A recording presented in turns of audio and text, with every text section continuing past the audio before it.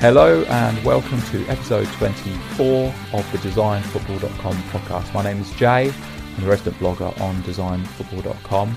Today I'm joined by Sean Pankhurst, who is a freelance sportswear designer and is formerly of Nike and Canterbury. Hi Sean, welcome to the podcast. Hi Jay, how are you? Yeah, not so bad. And yourself? I'm good, thanks. Good. Okay. Now, to start off with, just tell us a little bit about how you got into sportswear design. What was it that was of interest, or was it of interest at all when you were a kid, for example? Well, funnily enough, I wanted to be a football kit designer since I was about 7. My dad used to be, was a sort of ex-pro footballer, and sort of got me into football. But most of the time, I was more interested in the kits than actually what I was supposed to be doing on a football pitch. Okay. So what did that take any particular form when you were a kid? Was this something you'd be drawing pictures of kits in your spare time, that kind of thing? So it all started with, I was a Chelsea fan at the time, and basically it was about the time when sort of replica kits became really quite big. I obviously, as any young lad, wanted a football kit myself, and I couldn't afford one. So I sort of took it upon myself to start drawing them as a kind of fantasy thing. At the time as well, there was a lot of these sort of mini kits around, and I again started to copy those, and that led on to actually designing kits myself. The first kits that I ever did were for the '94 World Cup, and that was for I sort of mocked up a catalogue myself, and basically designed a kit for every team that was in the 1994 World Cup in the USA. Excellent. So have you still got those? I have. Believe it or not, I didn't realise, but my mum a few years ago took me up into the attic and showed me all these catalogues that I'd done, and it wasn't just for USA '94. It was for pretty much every major tournament and every Premier League season that was from 1994 till about 2000 or something like that. It was quite a few years and quite a few catalogues. So was this like a yearly tradition then? Before the new kits came out, you'd design a whole load, or would this be after the kits had come out for that season, or would you preempt them? I'd preempt them. I'd spend basically the 6 weeks of my summer holiday going through designing football kits. I was brought up on a farm, so there wasn't a lot to do. It wasn't as if I could go out and call for my mates every evening. So most of the time I would either be outside in the field with a five-a-side goal that my dad had built me, or I'd be indoors drawing football kits. So football kits were my life. Yeah, I had similar things when I was a kid. Not to that extent. That's true dedication. But I remember in my early 20s or mid 20s, I think, I had folders of these things, and I decided I was too old to keep them, and I remember throwing them all in a bin. And if I could go back in time and just fish them out now, I would. All gone. But I'm happy that you've managed to keep hold of those, or to your surprise, they still exist. Put it that way. Well, this is it. I've got my mum to thank for that. Yeah, exactly. Yeah. So this does bode pretty well for the future. But how, as you obviously getting older, you're getting towards leaving school and so on. What your decisions are starting to be made. Was this a factor in your decision making at that point of what you're going to do for the rest of your life? Well, to be perfectly honest, I was relentless. I was absolutely relentless.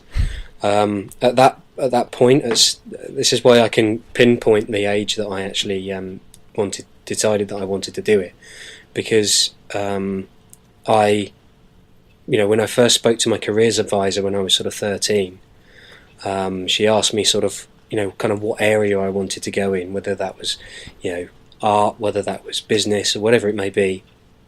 And I said I wanted to be a football kit designer, and that is what I was going to do. obviously she laughed at me and said, well, the best way to set foot on that road is to go to art college. I was to do BTEC National Diploma, and my first interview at the college to actually get in to do that course, rather than present to them all my, course study work, that's what I should have presented, but unfortunately I went to the interview with all these catalogues of football kits that I'd done since I was 7, and I later heard that the reason why I got in on that course was not the work that I should have done, but it was purely because they could see the passion that was in and the fire that was in my eyes. That's fantastic. That's, you wouldn't expect that. I mean, so was this kind of a 100% record then? This was the only place you'd applied to and you got in on that basis? Yeah. That's perfect then. That sounds great.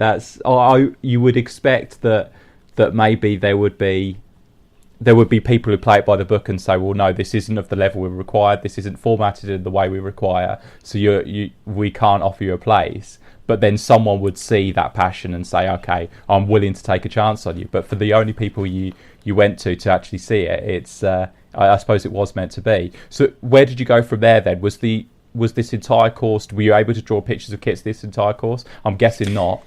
Well, the same tutor that let me into the course then spent the next 2 years trying to beat out of me football kit design and how I approached art and design. Yeah. It was it was quite a feat, but I think on the last few months that I was there, when I was due to do my final collection, he managed to achieve it and got me looking at fashion from a slightly different point of view than bold prints and colours, which was generally how I approached design even at that point. Obviously I was a kid who grew up in the 90s. Yeah. It was all about geometric prints, bold, bright colours, and all that kind of thing that came from football kit design. And essentially it therefore meant that everything I did within design from that point onwards would always be from that point of view. But as I say, thankfully he managed to get that out of me towards the end.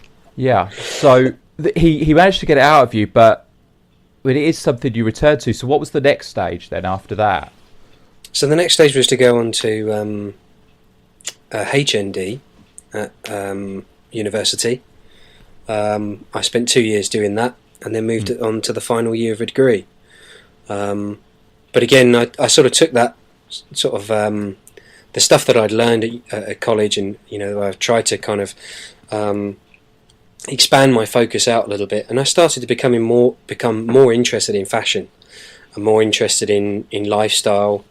I never wanted to be a couture designer or anything like that, but I started to wonder whether I could actually cut it as a designer of general fashion or clothing or something like that, rather than being so tunnel visioned on actually becoming a football kit designer, because as I'm sure most of your listeners will agree, that's the likelihood of actually achieving that goal is pretty low. Yeah. So when you were doing this HND course, what does it actually entail? I take it there's a mix of theory and practical work. What were the projects that you were involved in? So yeah, I mean, this was a long time ago. A lot of it would be about there would be different approaches again from a designer's point of view. So in the same way as you learn things at school like maths and English and stuff like that, there's so many different facets to design and apparel design. As I say, that can be anything from designing for the high street, where you've got to bear in mind consumers, the cost of things and being able to make a profit from garments, as well as following trends and stuff like that, to couture design, which is much more about art form and actually being able to create a focus on the brand from a people basically have got a lot of money, and being able to promote that brand out to more to smaller, what they call diffusion brands.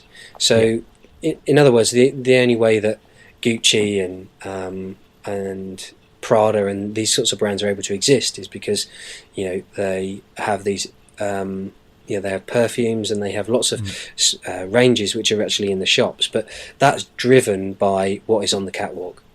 Yeah.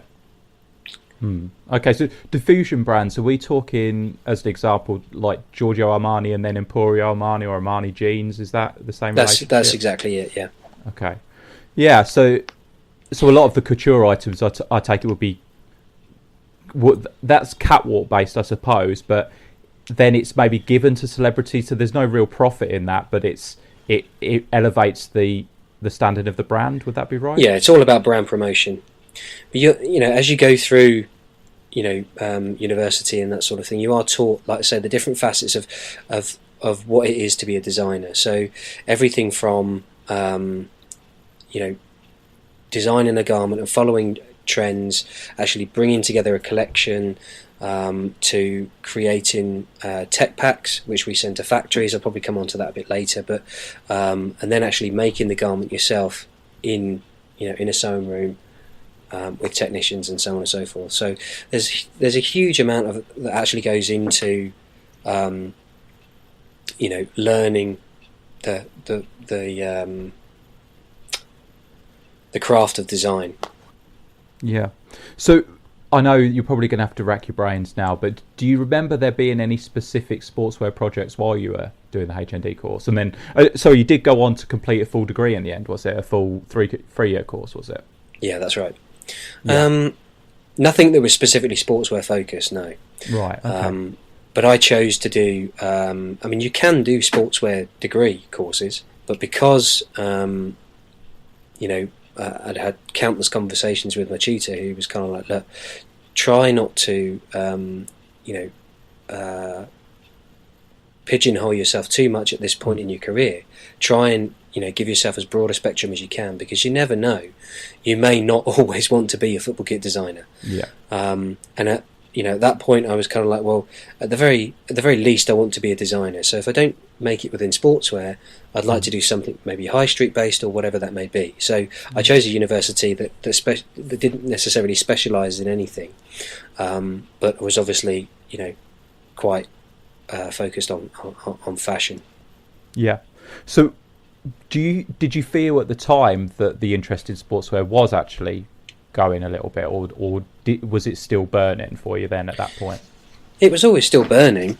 I mean, I can't deny that. I mean, but it's like I said, I wanted to make sure that I had the best possible chance of getting a job. And I knew even then that, being able to find a job at the end of this education was going to be, probably the biggest challenge. So, as I say, I wanted to give myself the best possible opportunity to do that.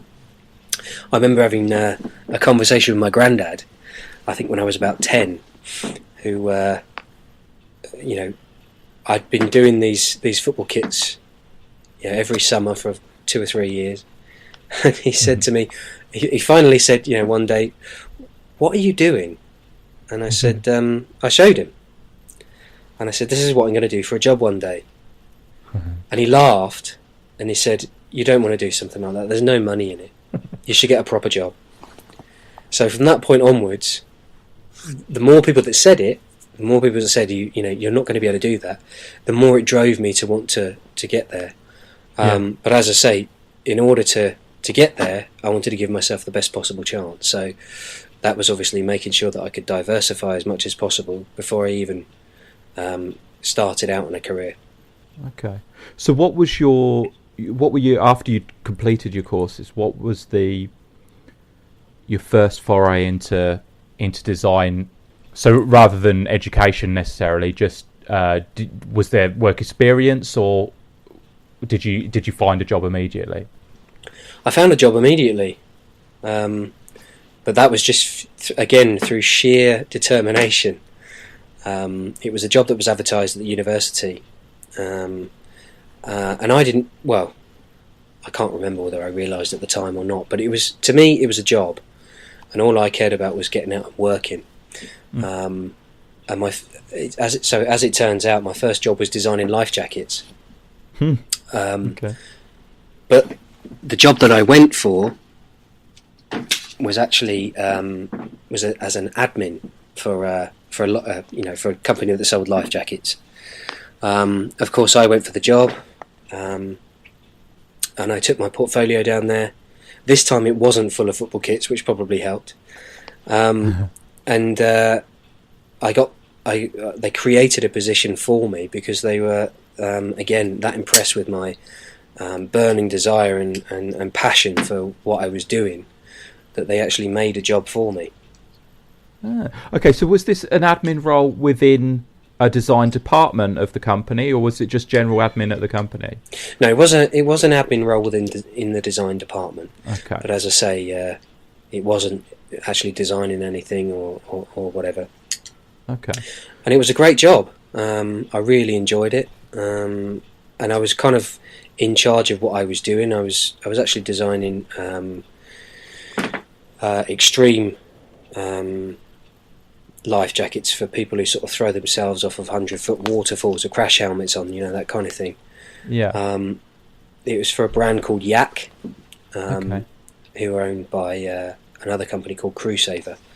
So check them out. They're still around, and it was a really good job. There was a lot of technical content to this, and that's what's that's what's generally motivated me as a designer. I think fashion for me is a little bit too, and I'm sure fashion designers won't thank me for saying this, but I find it too easy. I think it's easy to design a shirt with some frills on it and some buttons. But when you're actually, the thing that really makes me tick about design is actually when you design something specifically for a purpose. And again, this was my first real drive towards actually making something which I felt really served what it was meant for. And the sort of challenges that I was facing were, making it as strong and robust as possible. Because obviously this was going to take a lot of battering from the elements, but also looking at crafting the jacket so that it would sit as close to the body as possible. So one of the things that I was doing was just shaving sort of little parts of the foam off the actual buoyancy aid, which is like the flotation device, whatever that keep people afloat. Just shaving edges off of that to make it again fit closer to the body and hug the person, so that they wouldn't have so we're taking off little bits of anything that would kind of get in their way when they were paddling.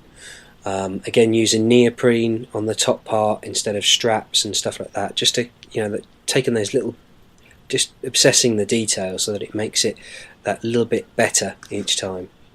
Yeah, from what you say there, that sounds like, obviously there'd be huge amounts of information that you would have learned over a 3-year period, but going into something so specific as that, there must have been so much research involved, so much learning of completely new materials too. Would that be the case? Yeah, absolutely. But you kind of learn on the job, and there's people there to help you as well. I wasn't starting from scratch. I was I was making things. I was refining things, making them better. But it's still, even to this day, it's still something that I'm quite proud of. What was the sort of, like you said, the great deal of research that was involved, and actually learning as you go, was a really good learning curve. Yeah, for something like that, I might be wrong, but I would assume for something like that, it is kind of life and death situations, isn't it? So you're talking about British standards or European standards, I suppose, for safety as well. So it sounds to me like a baptism of fire of I'm not creating something just to look pretty, although that's an element of it as well, but it's got to suit its purpose perfectly, otherwise people could be in serious trouble. Would that be right? Well, this is it. I mean, this is why I like sportswear so much, because there are two facets to it. One is to, as I say, design to purpose, But the second thing is to make things look cool. Mm.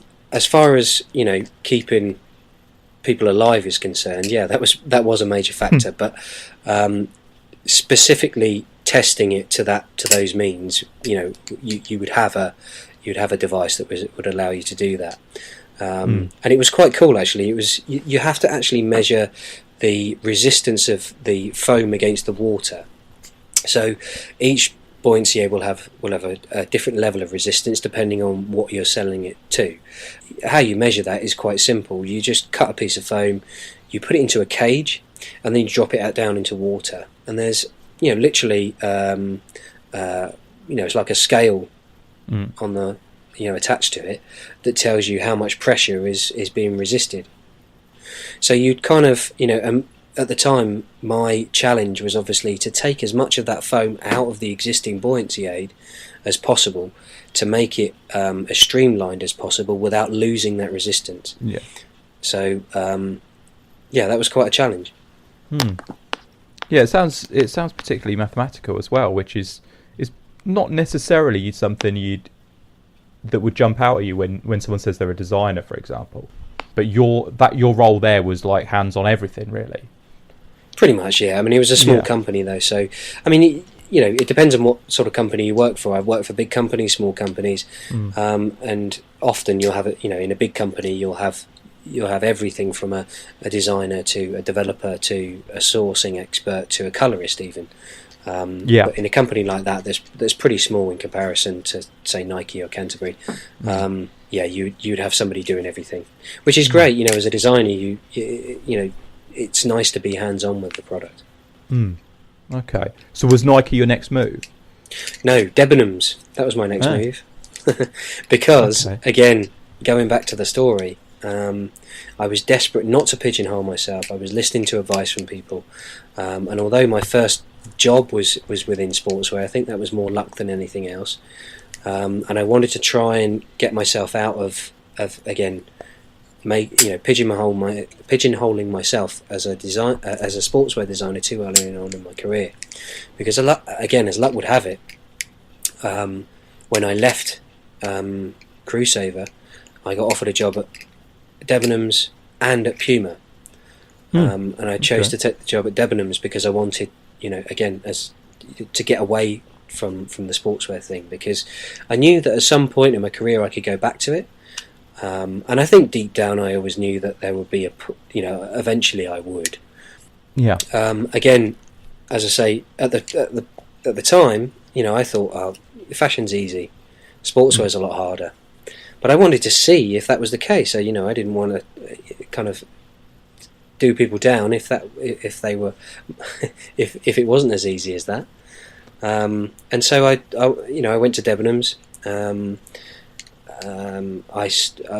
again, I was working on all sorts of different brands in-house there, so that was everything from Jasper Conran to John Rusher to Maine, New England, all sorts of different kind of lifestyle brands as well as designer brands, and I knew that they would have the scope for me to be able to do that and to be able to sort of see what whether it was worth me moving in that direction. And in the end, I ended up spending 4 years there. And so what did you have that question answered, or was it as easy as you thought it would be, or not? So I think the first 2 to 3 years, I mean, I was at the bottom anyway, so I was doing although I was a designer at a small company, I ended up being I think I was design assistant when I first went to Debenhams, doing all the different brands, just and I didn't do a great deal of designing, if I'm honest. But I worked my way through there, and I ended up again, as luck would have it, starting a surf brand for them called Manta Ray. Right. I was part of the team that started that, where we sort of identified a gap in the market for the sort of fat face / white stuff kind of look. Yeah. At the time, there wasn't very much of that around, and we wanted to cut. We noticed a lot of these sort of pockets of a cult following for these small. Again, Fat Face was quite a small brand at the time. They didn't have that many stores. And we knew that something like that would work really well on the high street. So we took that look, and as I say, brought it to the high street and launched a kind of a surf lifestyle brand. Okay. And it was actually that got me noticed at Nike. Okay. So did any of the my focus is going to be on that, but did any of the performance technology creep into that, or was it still entirely lifestyle based but with a sort of surfer theme to it? It was entirely lifestyle based with a surf theme to it. Okay. Did you find that, with your background, did you find that frustrating? I wouldn't say frustrating. As I say, I was still kind of in that zone where I wanted to branch out, see what I could do, what my limitations were, and as I say, that's why I kind of went down that route. Okay. So, but then Nike came calling. Yeah. It was funny. I was at a trade show in Barcelona, working on Manta Ray. And I was just approached by a recruiter at Nike before I went. They said, are you going to be at Bread and Butter in Barcelona? And I said yes. And funnily enough, I'd actually had an interview with them a few years previous, and it didn't go very well. Okay. But it was my wife that convinced me to talk to them.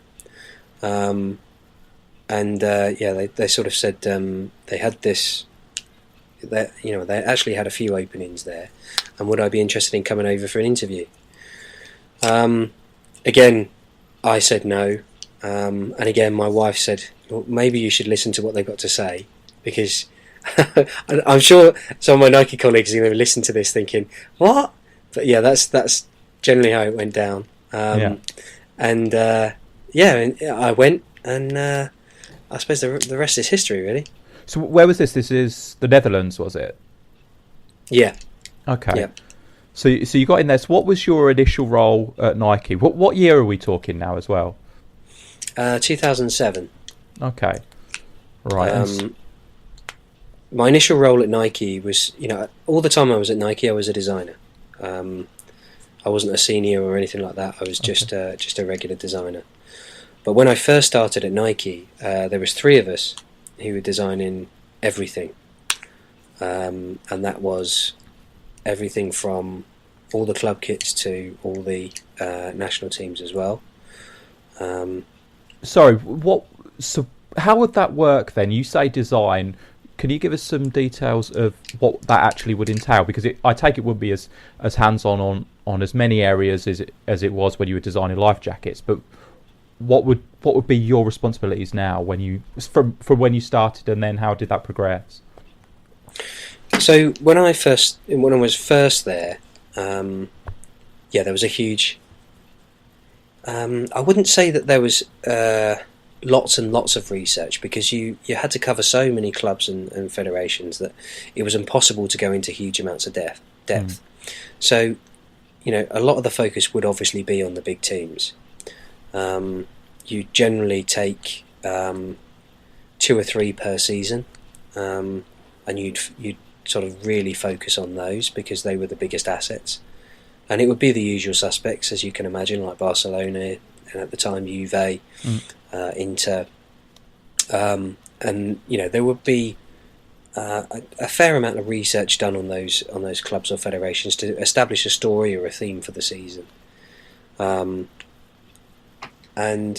But you'd also get help from the guys in country as well, and that would essentially be the kick-off process.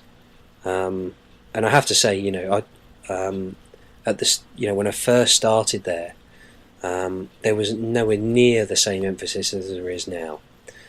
And I mean, personally, I was quite surprised at how little went into the process at the time, because you really are dealing with a multitude of different people, and you have to become a bit of a politician in a way, because you're having to please, your manager, the brand, and the club, not to mention untold amount of others, including, well, most importantly are the fans.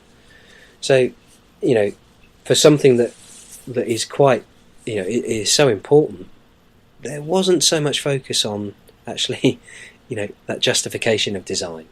Right. For example, one of the first kits I ever did was for Barcelona, which was in 2000 and I think it was 2009 it was launched.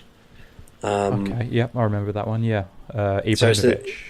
Yeah, that's probably most famous for, I suppose. Yeah. That kit was generally the general background behind that was that we had our kind of story for the season across everything was menswear. Nike wanted this to come across as a refined, sharp, brand that was taking a lot of, some influence from tailoring. Yeah. So we'd take that as the overall brand story for the season, and then we'd mix that with what the country, the guys in country in Spain felt was a good story for the season. And that particular story for that season was a 2005, European Cup win kit. Yeah. So, the narrower stripes which Ronaldinho wore, and that was it. There was a few details that were added. A little yellow pinstripe on the collar, and stuff like that. That was essentially it. Yeah, I remember that. I remember that kit, and I remember liking it. I remember. I'll probably agree with what you said, that it was a nice shirt, and it was a nice shirt and kit, and there wasn't the depth that you look at it and say that's necessarily going to be iconic to be tied to Barcelona. It was a good kit, but it was almost as if it was a great shirt done in Barcelona's colours. Do you understand what I mean by that? Does that? Yeah, I agree. So that would be the dearth of research involved, do you think? That? Yeah, because, the team was that small. Don't forget Nike had only been kind of, within football, what are we talking? I suppose they'd only really driven into it for about 5 to 10 years before that. I think that at the time they were still finding their feet a little bit, and then, like I say, there wasn't such emphasis on the actual stories of the clubs. Yeah. And to be honest, when you looked at Adidas at the time, they were also doing the same thing. And to be honest, I still think they did a similar thing now. There's the odd one that kind of pops up, but it generally is a kind of cookie cutter template that's put across most kits. Yeah. And it was only really, I would say, 2 to 3 years after that we actually hit upon the fact that, fans really do start to buy into stories more when you really put that depth of research in. Yeah. So Nike, from what I know, there was a little bit of involvement in NASL in Canada and the USA. And then Sunderland had Nike kits in the late 80s, I think, but that was more. It was probably a license thing or something. It wasn't. You wouldn't really call it them really getting involved in the football kit market. And then Arsenal were the big thing in the 90s, but that was massively. We've come in and we're making a statement, and we're not going to research things at all because they went against tradition a long way. From what you learnt when you came in, were there sort of red flag events like you can't do this because the traditions are such, or would it be go out and produce a good kit? And would it be an afterthought? Would you then speak to the club and they would reject it, or would you have a starting point of these are the rules that are set out by the club that you can't go too far away from? I wouldn't say that there was a set of rules. I think we were guided by the people who were in country, and they would tell us what we shouldn't and shouldn't do. They're I suppose the aficionados. They're the guys that are closest to the ground. So, we're not stupid. We know that we can't do a white away kit for Barcelona, for example, and we know that we're not going to put any white on their shirt whatsoever.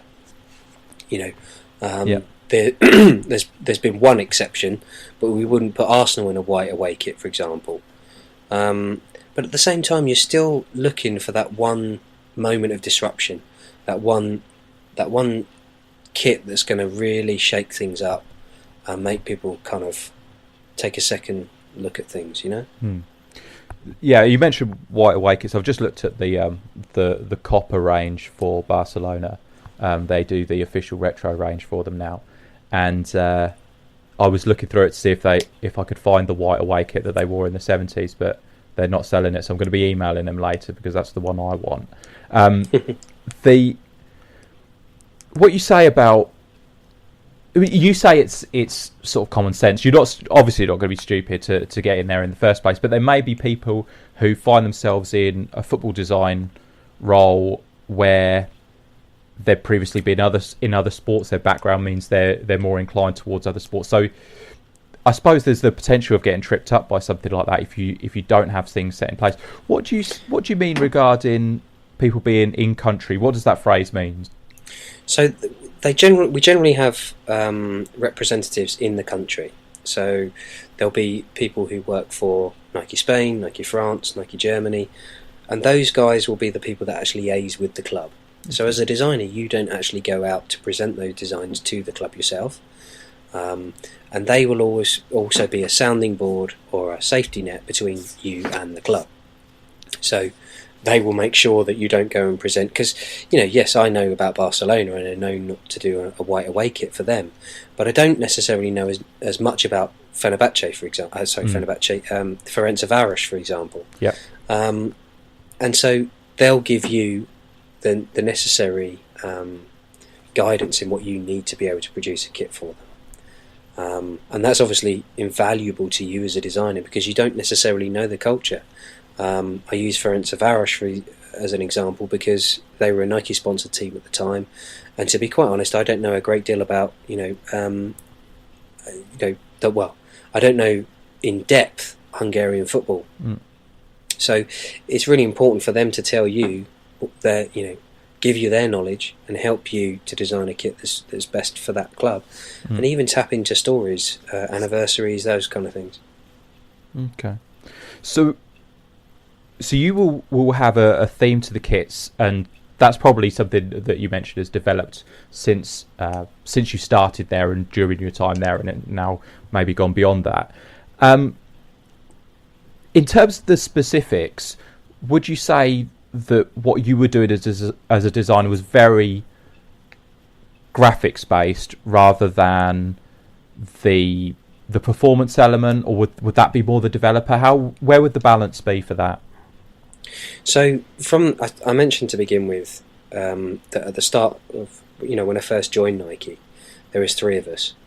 Yeah, we would have a more senior designer who would oversee everything. And then we would have myself, who was an apparel designer, and then we'd also have another guy who would do the graphics. So I would concentrate on how a garment would look, what sort of collar we'd use, the fabrics you'd use, how we would finish and construct the garment, and then the graphic designer would be the person who actually puts the print onto it or does the crest and any little kind of inscription details, labels, those kind of things. Okay, so but you were the apparel designer, so you had a bigger hold of the finished product, I suppose. So is that in stages then? Does it start with the graphic design? Does it move across, or how does it work? So you work together to construct a story. Okay. And I can't emphasize how important it is to have a story. We had a story for every single club that we did, even in the early days. Everyone from Barcelona to Austria Wien used to would have a story. And once you constructed that story, you both kind of work together. Well, I suppose in the early days, you kind of move apart a little bit, and I would concentrate more on how we thought a collar should look, and then the graphic designer would think about any prints or stripes or whatever that may have to go onto the garment as well. So, and then you kind of come back together and discuss ideas and go from there. But yeah, it is very much a collaborative effort, because just because you're a graphic designer doesn't mean to say that you wouldn't have a great idea for a collar, and vice versa. Okay, all right, that's good. So you mentioned earlier that it's not a conflict. It's two things being intertwined, which is performance versus style and what things will look like. You mentioned the story, and you obviously things about certain clubs, and you have people who can tell you and inform the design of kits. But will there be compromise? Will there be compromise on the saleability side in order to ensure performance, or what would be the starting point there, do you think? I think that's a hard question to answer. I mean, we used to concentrate on, as I say, we'd start with a story. The story was the most important thing. Generally, the performance side of things would come from, another team. We'd actually have an innovation team that would work in-house to look at how we could improve the kits, the chassis of a kit every season.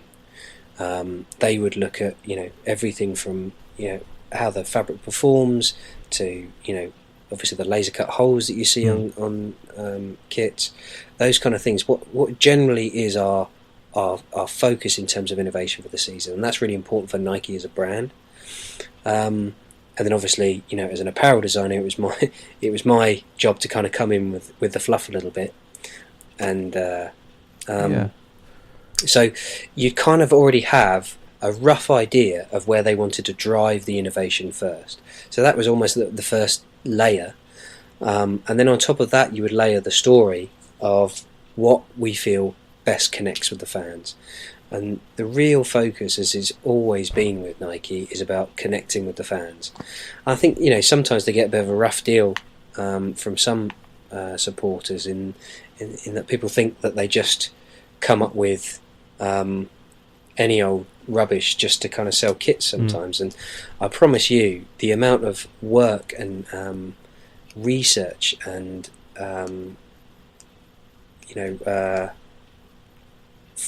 focus really that goes into developing a kit is unbelievable. Okay. So yes, it's to answer your question, it's a bit of both really. As I say, performance is obviously really important to Nike because that's what they stand for as a brand. But more importantly, it's about making sure that they connect with fans. So it's not about saleability or anything like that. It's about making sure that you've got something that actually a fan understands and really feels like you've actually got their club. You understand what their club represents. Yeah, I might be thinking I've got a couple of questions regarding this, but I might be thinking a little bit too much from a marketing point of view. And it's interesting to know that story it comes from you rather than something that's been fed to you from a marketing team. Would that be right? So it's not, you're not told by marketing specialists, this is what we're going to do this season, now build a shirt around that. It comes from you directly, does it? Well, it wasn't it did come from the marketing team in the first place. Right. When I first got there, and again, as I say, we were a small team. That's how it started. A marketing team would just feed us what they felt was right for the season. It was still connecting with the fans, and it was still important, but it wasn't anywhere near the emphasis that grew during the time that I was there. Because I think, I should say at this point that it's really important to note that I went from a small team, where there was just 3 of us. And as I say, we had to kind of spread ourselves pretty thin across a multitude of different clubs and federations, right the way through. I spent 7 years there to what grew into a team of probably, I would say, 20 people in the end, focusing on probably a less amount of federations and clubs, and you'd end up working with. I would work as an apparel designer with one other graphic designer and we cover maybe 4 to 5 clubs a season. So I went from probably 20, more than that, to really drilling down into 4 to 5 clubs. And with respect to teams like Dynamo Moscow, that was one of my clubs. So it wasn't, the focus went from, me just kind of doing a small amount of attention on our big clubs like Barcelona and Brazil to, like I say, real focus on every single Nike team. Okay. I mean, I know that you haven't been there recently, so the latest ranges from Nike. That's not to do with me, by the way. Yeah, nothing. I can put a disclaimer right down on that one. Well, but that's an example I'm thinking of, where it's so performance based that how much designing actually goes into that. That it looks to me like there's only a graphic designer that would have a job there once the kits need to be designed, because everything has gone into the development and construction of the kits. So that's an extreme example, but would there not be an element of that? So I have to be sort of careful how I tread here, but I mean the kits that are out now are obviously, they were designed after I left. Yeah. And I think those kits have come in for a lot of negative reaction from certain people because they all do look very similar. And I don't know what direction Nike have decided to move in since I've gone or whatever, but I think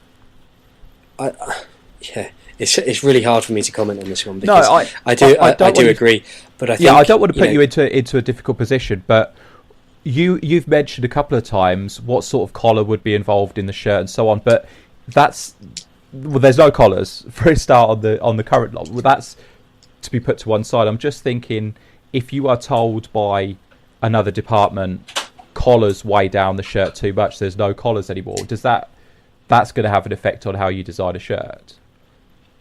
Yeah, absolutely. But there's other areas that you can focus on. As I say, I don't really know what has gone into the new kit, so I can't really comment on that. But when I was there, as I say, the focus was on about the innovation team would give you guide rails in terms of what they wanted to get across as far as new technology was concerned, and you work within those boundaries. So yeah, I do agree that the new kits have come in for a lot of flack, but I mean that is surely what a kit is about, right? It's making sure that you can give the athlete that last little bit of help that's going to get them over the line in winning a game. Yeah, because we are talking about, as any sport is concerned, we are talking about fine margins that you could talk about percentages, small 3-4% that could actually win you a game. Yeah, no, certainly. So I can understand that element. I wonder to what, from a marketing point of view, to have that as the starting point, because we see a lot of, say, black shirts. So you say that the importance is what the fans are going to be able to engage with, what's going to excite the fans. But I suppose the sales element is based on, maybe they might be loosely a fan, but a person in England buying a Barcelona shirt is not necessarily a fan. They're just someone who likes the shirt. So we've seen an increase in black shirts because supposedly they look good with jeans, and it's unobtrusive, I suppose, in your life if you're wearing a black football shirt, so you can wear it with other things.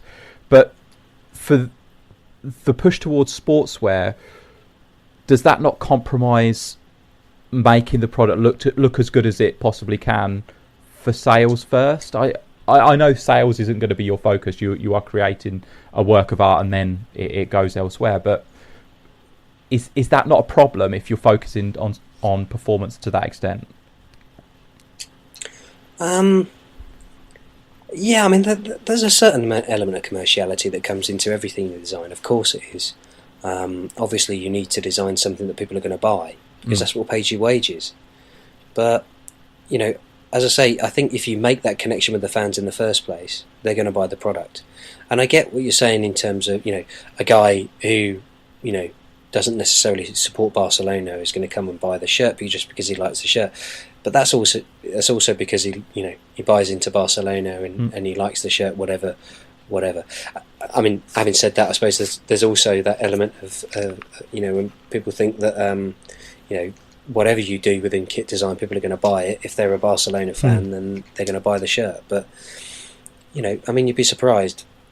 A Barcelona fan, I mean, that's a whole another subject as well. There's a different culture in buying football shirts in different countries than there is to the UK. I think we're avid football shirt buyers. It's almost like it's a tradition. You buy your new shirt at the start of every season. Whereas in Spain, they don't tend to buy shirts like that. They'll buy a shirt every 3 to 4 seasons when their old one gets a bit tatty or whatever, and they need a new one. And so you really do need to make that connection with them. And I mean, I keep saying it, but you do have to get across that you understand the club and you're trying to get a message in that shirt. Yeah, so the message element is interesting. I know what you mean regarding people, because I see pictures of the new camp and I look through all the different shirts, and it's great for me because I look through them and I can name the seasons. But I take the point that not everyone's buying the new shirt. Whereas, say for a club like I imagine this is your experience of it, Celtic, everyone will get the new shirt at the beginning of the new season. So I remember Seville when Celtic played against Porto, and you looked at the crowd and everyone had the brand new shirt, which was a shirt that the players on the pitch had never even worn before. So we have that culture in this country, I think. Yeah, definitely. I think I don't think it's quite as big as it was. I think people are starting to. I mean, this whole retro thing is rising. I think a lot more people are seeing the value in a retro shirt rather than a new shirt. And also now you only have a shirt only lasts for a season as well. So I suppose it's a lot of money to shell out if you're going to buy the shirt each season as well. You, having been there for the time you were there, did you notice any patterns in what you did with the kit? So if you did something particularly bold, did you find that did particularly well? Did you change your approach and have classic, then a bold shirt and that kind of thing? Or are there any certain rules that you had through experience? You did try to spike it, because you can't do an amazing shirt every season, and you can't have a talked about shirt every single season. So you would try to look at, I mean, this is something that came in a little while after I started, and then we start to look at a timeline of a shirt, look at, where we could pull in anniversaries, where we could look, bring in a certain story and so on and so forth. We'd actually plan that out. So, if we could see that Barcelona were going to have an anniversary of something in, 2019 or whatever, we'd make sure that the shirt leading up to that was, a more of a classic, so that you could draw emphasis onto that big spike the following year. Yeah. By the same token, you don't want to have a mental shirt followed by another mental shirt. You want to have peaks and troughs to things. You want to see that classic element, as you look back through history, to remain. You want to make sure that you see them, consistently going back to their classic blue and blaugrana. Yeah. Well, that's the cliche, is that what can you do with stripes? So I think with Barcelona, certainly over the last 10 years or so, we've seen all the different things that can be done with stripes, and there's positive and negative elements to that as well. So the argument would be that there's a loss of identity if you go too far away from that, but there is the injection of history in there. So the half and half shirt when they won the Champions League in 2009 and so on, obviously people might have problems with that, but it does nod back to the past as well. When you were what other shirts were you particularly proud of in your time there? I think my biggest legacy will be the French shirt, and I think that was 2011. So it's the first French shirt that we did for Nike, where we did the sort of the really sharp collar, button-up collar. We took the blue right down to make it more of a dark blue, and then we did the mariniere for the away kit. Yeah, remember them well. Now, you say in 2009 for Barcelona, there was a classic approach, and it was like menswear, and it was towards fashion a little bit. That ties in quite well with what was going on at Umbro at the time, which in effect was the same company. Was there crossover in design? Was there dialogue between the two design teams there? No, absolutely not. A lot of people ask me this actually, because I was quite annoyed at the time. I was working on that French kit when England probably brought out what I would consider the best kit they've ever had, and I think that was for 2010 World Cup. Yeah, and they had the full white kit with the collar on it, and as I say, that was, for me, is still one of the most beautiful kits that's ever been done. And I was absolutely gutted at the time because I was working on this French kit, and I'd actually done all the research. I basically started designing, and all, I would say that kit was probably a watershed moment within, my approach to design from Nike. I think it's probably fair to say most, the company in general towards football kits, because we put a huge amount of detail and research into every single component of that kit. The collar was derived from a Christian Dior shirt. The colour of the kit itself was brought right down because we were looking at, classic French sophistication. Even the fabric that we were using, I wanted to use a fabric that looked like polyester on the outside and behaved like polyester, but on the inside it had that luxury feel of cotton. We made the short longer because we were focused again on making the silhouette look more elongated and smarter and sharper, all sorts of things like that. And then Umbro went and brought out that kit, and it just completely just stole my thunder. Yeah, certainly the shorts. I remember Nike shorts at the time were so wide, so baggy, and then they got cut in around the time of that France kit. Would that be right? Would that be sort of stripping away extra fabric at that point? Yeah. Yeah, that's the way it would look to us. And I think it was the 2012 European Championship kits that seemed to be massively influenced by those Umbro England kits. Were you behind those? Were you involved in those as well? Yeah, the France ones. But it wasn't. No, okay. It absolutely wasn't.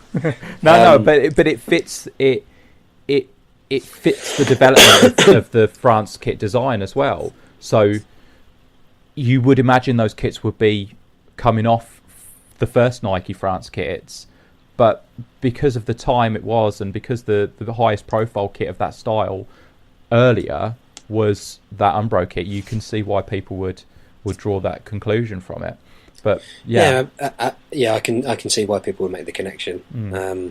I mean, the thing was, with that France kit, we also, as a brand, they wanted to set a precedent as well.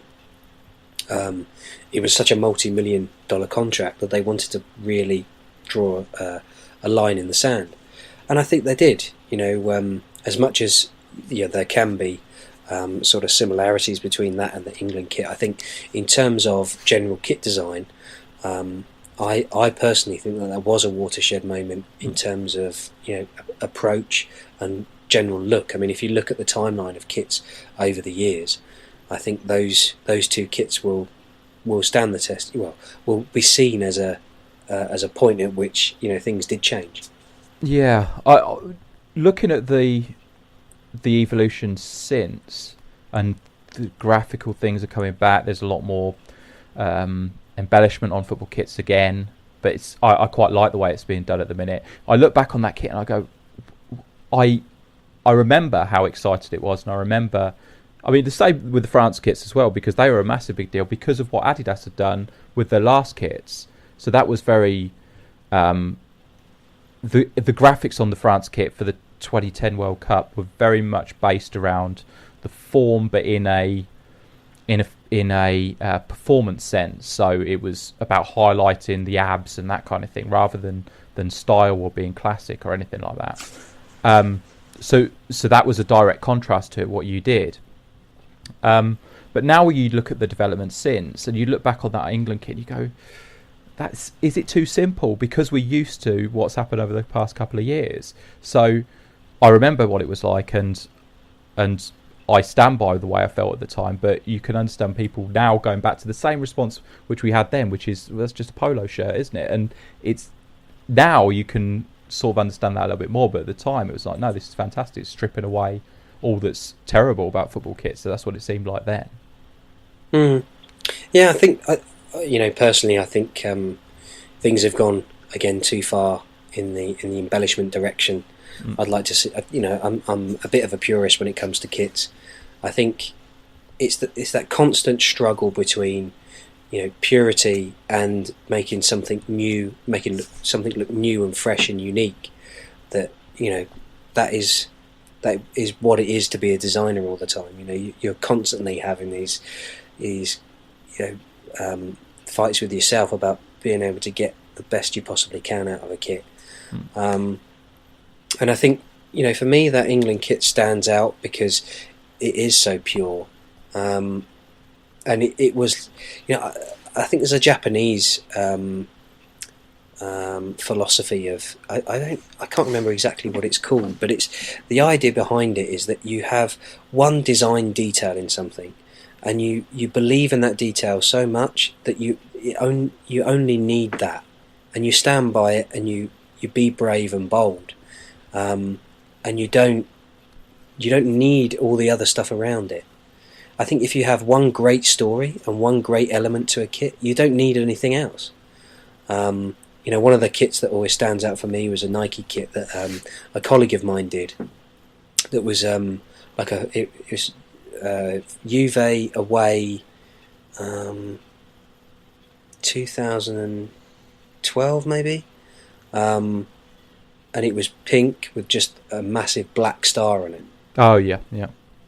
And the fact that it was so bold, it was bright pink, and it had a great big black star in it. I just thought it was super cool.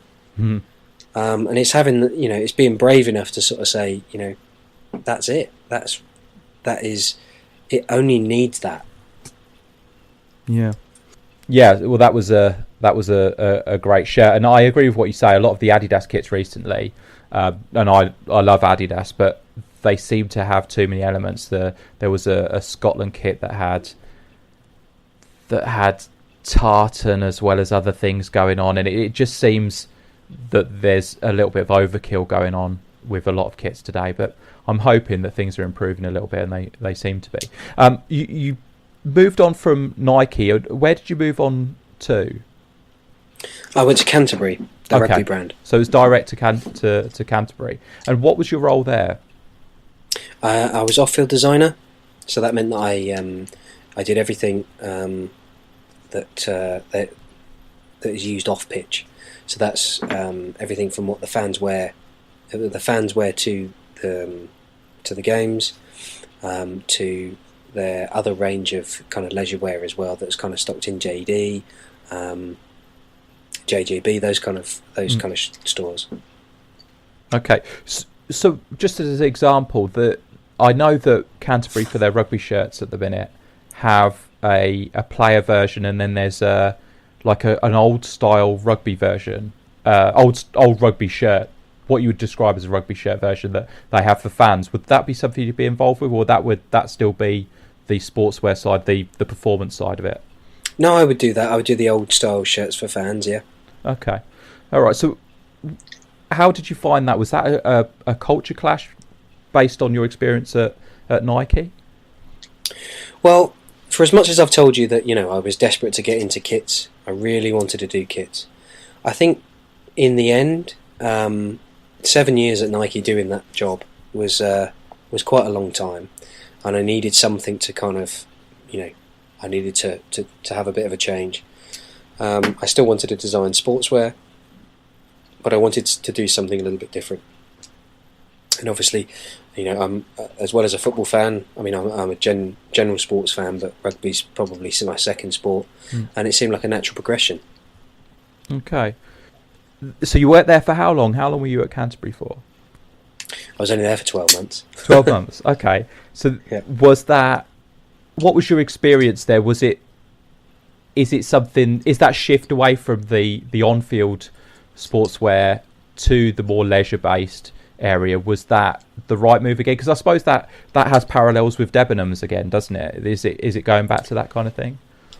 Well, quite honestly, the reason was more for personal reasons than anything else. Oh, right, okay. As far as actually working on the product was concerned, it was a really good experience. The actual product itself, yes, was more influenced by fashion, but there was also a heavy sportswear influence as well, because you're talking about a very historical brand that's been around for over 100 years. So the plethora of archive and history and authenticity that has to go into their product is huge. And I, as well as working on sort of tracksuits and hoodies and stuff like that, I also managed another area which was called 1904, and is a much more kind of high-end product that's sort of stocked in House of Fraser and Harvey Nicks and places like that. So there's that element of real traditional sport that's brought into leisurewear. As well as that, there's, as I say, the influence of working on. There's also the facet of working on sportswear and general hoodies and tracksuit bottoms and stuff like that. Yeah, if that makes sense. Yeah, of course. Do you find, obviously you're aiming again at sports fans, particularly for a lot of the off-field rugby wear. So what we're talking, British Lions here, and so you worked on the British Lions stuff that's just come out, is that right? I did, the first range that came out for them. So I did it was like a limited edition shirt that was, I think they did 1,957 of them, which was the year that Canterbury actually first made the shirt for the Lions. And that was to launch to celebrate them taking over as the main sponsor. Yeah. And that was a shirt that, as I say, was a shirt that was first made for the Lions by Canterbury inadvertently. Basically what happened was that the Lions went over to New Zealand to do a tour, and ended up the shirts all got ripped and destroyed in one particular game. So a local company supplied those shirts, which was Canterbury. It was Canterbury. So we redid that shirt to celebrate that famous collaboration. Now, you talk about the story involved in producing a football kit for the fans, for the club. And now Canterbury have England and they have the Lions now as well. Do you find that there are extra pressures in rugby compared with football? Are rugby fans more discerning, or is the public more discerning in that element? Well, that's hard to say, because obviously, I worked on kits at Nike and off-field product at Canterbury. But in terms of an overall customer, I think they're quite similar. I think, both fans do appreciate, the effort when they see a story actually come to fruition in a shirt. If they can understand, that there is a story and there is part of the club's heritage within that shirt, they do appreciate it. And I know, at Canterbury, having worked with the guys who do the on-field product, there is a huge amount of research and storytelling that goes into their kits as well. Okay. Now, we've been talking for a long time, so I'm just interested in what's going on with you now. What are you involved in now? Is it you're freelance sportswear designer? Is that right? I am. I also, I work on a lot of workwear product. Okay. For certain brands. I've also worked for Franklin and Marshall. Okay. They're a sort of heritage sportswear brand. Who else? A brand called Rampant Sporting, who are also a very English heritage brand. All sorts. Yeah. So do you see the the industry is going in that direction. I say this because I spoke to Jason Lee on this podcast, and he was at Adidas for a long time, and Harmel as well, and he's now a freelance designer. Is that a natural progression for a designer, or is that indicative of the industry that more freelance people will be involved now? I don't know. Part of me does think that more companies, but because of the times that we live in, people want to be sort of looser in their approach, in how they work, when they work. But I also think companies are more flexible in how they work as well. They're fine. I think companies are finding that it's easier to bring designers in for a small period of time to see if something works, and if it does, they'll keep producing it. But if it doesn't, it's I know this sounds pretty cynical, but it's easier to get rid of people if something's not working. Yeah. Oh, certainly. I speak as a self-employed person who knows that all too well. How do you think this is going to impact on design? Do you see just positives in that, or do you think that there's the potential for the lineage of, say, a football kit from 5 years ago and that progression to today, will it seem more disjointed if different people are working on it each season? I don't think so.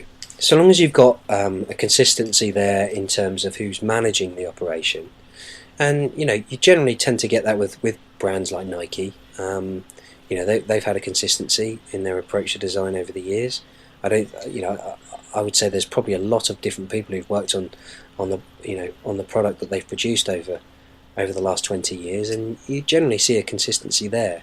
And I think, to have different people working on different products, it really does bring a fresh approach to things. It's really important to have new ideas and a new focus. Okay. And quite honestly, that's probably one of the big factors in why I left Nike in the end, because as much as I still have a burning desire to, I really still, I'm a football kit anorak. I still love football kits, and I get really excited, when the summer comes, because that's one of the things I look forward to most.